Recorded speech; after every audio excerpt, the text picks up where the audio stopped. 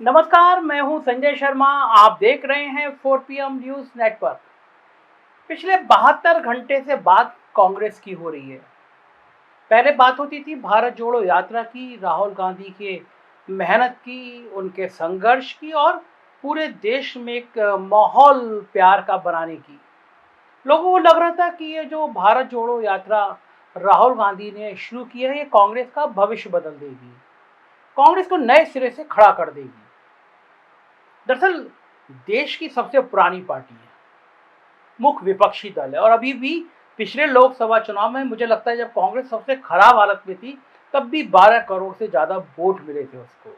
यानी 12 करोड़ लोगों ने भरोसा किया था। देश के कई राज्यों में बहुत अच्छी परफॉर्मेंस में कांग्रेस है। बहुत अच्छी मैं इसलिए कह रहा हूँ कि अभी भी आप किसी गांव दूर दराज के इलाके में चले जाइए तो 2-4 लोग गांव में आज भी मिल जाएंगे जो कांग्रेस की बात करते हैं।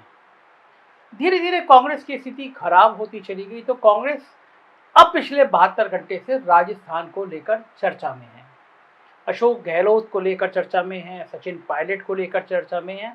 और लोग कह रहे हैं कि कांग्रेस सेल्फ गोल क्यों करती है, मतलब अपने पैरों को खुद जाकर कुल्हाड़ी पे क्यों मार देती है। तो आज बात करते हैं कांग्रेस की, कब कैसी कांग्रेस थी और कैसी कांग्रेस हो गई। हकीकत यह है कि कांग्रेस देश की धमनियों में बहती है। कांग्रेस हिंदुस्तान की उस धड़कन का हिस्सा है जो ह्यूमन राइट यानी मानव अधिकार, आज़ादी, सिविल सोसाइटी और देश की रग रग से जुड़ा हुआ है। 1885 के उस दौर में जब हिंदुस्तान का बड़ा हिस्सा या तो ब्रिटिश हुकूमत के सीधे कंट्रोल में था या ब्रिटिश हुकूमत के साथ साथ ताल मिलाकर चल रहे किसी रजवाड़े के अधीन था, उस वक्त लोकतंत्र क्या होता है, जनता के लिए, जनता के द्वारा जनता का शासन क्या होता है, ये सब आम लोगों की सोच का हिस्सा भी नहीं था। वो अलग दौर था, बहुत बहुत संघर्ष का दौर था। तब उस दौर में कांग्रेस ने हिंदुस्तान को जगाना शुरू किया। उस दौर में हिंदुस्तान की सत्ता का एक ही फरमान होता था जो सीधे कलकत्ता की राइटर्स बिल्डिंग से निकलता था और आम आदमी उसकी तामील करने को अपनी नियति समझता था।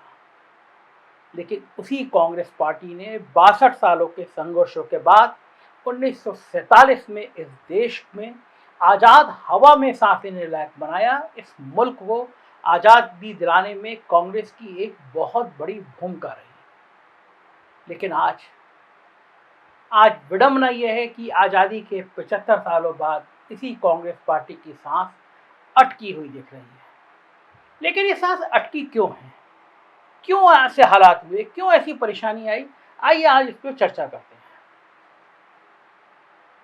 सबसे पहले ये जानना लाजमी हो जाता है कि कांग्रेस अपनी किन खूबियों की वजह से आम आदमी के दिलों के करीब रही है। चाहे वो सत्ता में हो या ना हो, लेकिन जनमानस की सोच के साथ कांग्रेस का एक सीधा जुड़ाव हमेशा रहा है और इन सिर्फ खूबियों के कारण रहा है कांग्रेस का आंतरिक लोकतंत्र, जिसमें अलग अलग दौर में सबसे लोकप्रिय चेहरे से अलग सोच रखने और उसे प्रदर्शित करने की जो कला कांग्रेस पार्टी में रही है, आज उसी का अभाव कांग्रेस में दिख रहा है। एक दौर ऐसा था कि अगर ये कहा जाता था कि अगर लोकतंत्र कहीं मौजूद है, लोकतंत्र कहीं जिंदा है, तो कांग्रेस के अंदर है। याद कीजिए, मैं आपको ले जा रहा हूँ 1916 के दौर में। हमारे बहुत सारे दर्शकों को इतिहास के ये पन्ने पता नहीं होंगे। 1916 का दौर, लखनऊ में अधिवेशन, जब चंपारण के इलाके से आए हुए एक बेहद साधारण किसान राजकुमार शुक्ल ने लखनऊ में महात्मा गांधी के सामने चंपारण चलने का अनुरोध किया और ये कहा, चंपारण चलकर नील किसानों की दुर्दशा देखिए, आपका कलेजा कांप जाएगा। उसने इतनी जिद पकड़ी कि अंततः गांधी जी को मानना पड़ा। वो चंपारण गए और देश का इतिहास बदल गया। हिंदुस्तान का बच्चा बच्चा जान गया कि महात्मा गांधी कौन है, किन मूल्यों, किन सिद्धांतों की बात कर रहे हैं और वो क्या कर सकते हैं। तो ये हुआ करती थी कांग्रेस। जो कांग्रेस के अधिवेशन होते थे उनकी ताकत, जिसमें आम आदमी सीधे टॉप डेलीगेट्स तक अपनी समस्या, अपनी बात पहुंचा सकता था। और उसके बाद आइए साल 1939 त्रिपुरा अधिवेशन। तब देश के सबसे लोकप्रिय नेता, जननायक, कण कण में दिल में बसने वाले नेता महात्मा गांधी, वो चाहते थे कि उनके पसंदीदा उम्मीदवार पट्टाभी सीतारमैया को कांग्रेस अध्यक्ष बना दिया जाए। गांधी जी ने तो यहां तक कह दिया कि अगर सीतारमैया की हार हुई तो ये मेरी हार है। लेकिन तब भी कांग्रेस के लोगों ने जिस व्यक्ति का सबसे ज्यादा सम्मान करते थे, उन महात्मा गांधी की इच्छा के खिलाफ जाकर सुभाष चंद्र बोस को अध्यक्ष चुना था।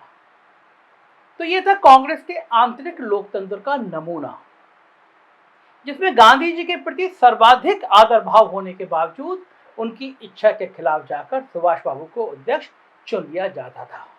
आइए साल 1972 में कांग्रेस का शिमला अधिवेशन इंदिरा गांधी की इच्छा के अनुरूप तय हुआ कि कांग्रेस कार्य समिति CWC में कोई भी व्यक्ति मनोनीत नहीं होगा, सब चुनाव लड़ेंगे।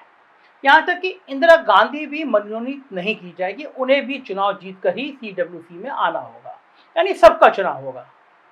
इस चुनाव में चंद्रशेखर इंदिरा गांधी की मर्जी के खिलाफ जाकर CWDC के सदस्य बनने के लिए लड़े और कांग्रेसियों ने सबसे ज्यादा वोट, इंदिरा गांधी से भी ज्यादा वोट देकर CWC में यानी कार्य समिति में भेजा।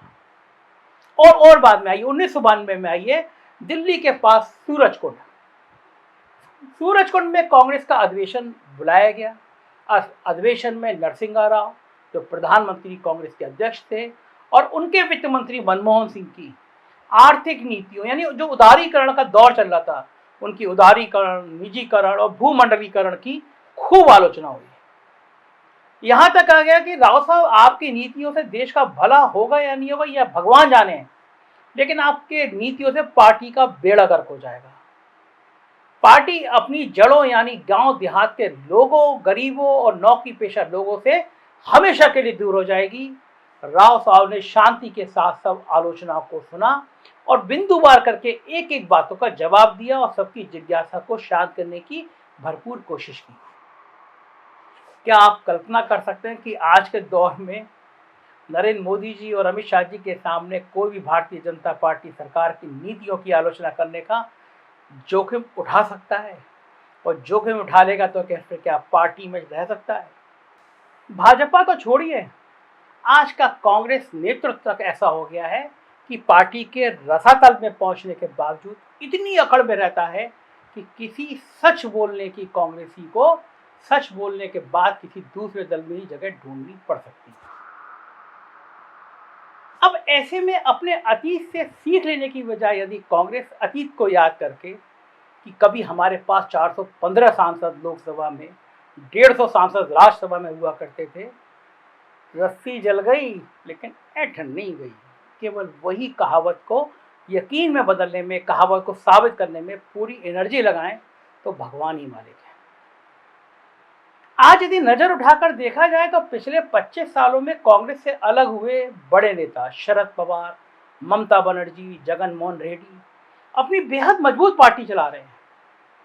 ये सब अलग इसलिए हुए क्योंकि पार्टी आला कमान ने इन्हें पर्याप्त इज्जत नहीं बख्शी। जगन मोहन रेड्डी और उनकी माता जी को तो उनके पिता के हेलीकॉप्टर दुर्घटना में निधन के बाद 10 जनपद में 5 घंटे तक बिठाकर इंतजार कराया गया और उस इंतजार के बावजूद जब गांधी परिवार से कोई मुलाकात के लिए राजी नहीं हुआ तो जाहिर है ऐसे में कोई भी व्यक्ति पार्टी में क्यों रहेगा। इसी कांग्रेस पार्टी में एक दौर ऐसा भी था जब प्रधानमंत्री इंदिरा गांधी से मिलने के लिए पार्टी नेताओं को तो छोड़िए, आम लोगों को भी कोई दिक्कत नहीं होती थी। यहां तक कि जब इंदिरा गांधी देश के किसी हिस्से में जाती थी और रुकती थी तो भले ही वो सर्किट हाउस में रुकती हों, लेकिन उनका भोजन किसी स्थानीय कार्यकर्ता के घर पर ही हुआ करता था। लोगों को भ्रम होता है कि सिर्फ नेहरू जी की बेटी के होने की वजह से वो लोकप्रिय थी, जबकि बात बिल्कुल ऐसी नहीं। वो जनमानस में थी, लोगों के बीच में थी। लेकिन आज का कथित आला कमान, जिसके पास ना तो आला बचा है और ना ही कमान, वो अब भी इस मुगालते में है कि सत्ता एक कन्वेयर बेल्ट पर है जो घूम फिर कर उसके पास आ जाएगी। लेकिन शायद वो ये भूल रहा है कि आज का भारत मंडल के बाद का वो भारत है जिसमें मंडल की विरासत पर फिर कमंडल का कंबल ओढ़कर दावा करने वाला एक ऐसा व्यक्ति नरेंद्र मोदी काबिज है जिसकी काट कांग्रेस के मौजूदा नेतृत्व के पास फिलहाल नहीं है। नरेंद्र मोदी की कार्य क्षमता, नरेंद्र मोदी की लोकप्रियता उसका मुकाबला करना है तो अभी राहुल गांधी को और मेहनत करनी पड़ेगी।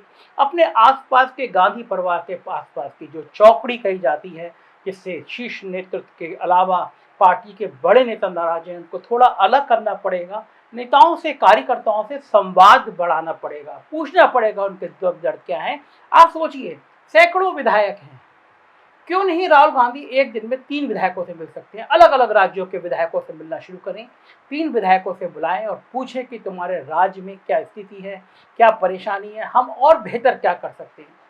700, 800, 900 लोगों से मुलाकात, दिन भर में 5 अलग अलग राज्यों के अलग अलग विधायकों से, पार्टी कार्यकर्ताओं से, नेताओं से मुलाकात। एक नोट बनवाएं कि समस्या क्या है, देश चाहता क्या है, लोकतंत्र क्या चाहता है। इस समय जब सवाल लोकतंत्र का है, इस समय जब सवाल अभिव्यक्ति की आज़ादी को बुलंदी से बोलने का है, तो कांग्रेस को खड़ा होना ही पड़ेगा। अपना अहंकार, अपनी अपनी ये मानसिकता निकालनी पड़ेगी कि वो इस राज दरबार में हैं कि जहां सिर्फ वही फैसला करेंगे कि उनको किस नेता से कितने दिन बाद मिलना है। वही नेता कामयाब है जो जनता के बीच में है, वही नेता कामयाब है जिससे आम जन जुड़ सकते हैं। और कांग्रेस को धसाना है तो हर हालत में जनता के बीच इंदिरा गांधी वाली शैली में काम करना होगा। मुझे लगता है राजनीति की ये बातें आपको पसंद आती होंगी। देखते रहिए 4PM न्यूज़ नेटवर्क, यही चैनल है जो सच बोलेगा और आपके करीब रहेगा। Thank you.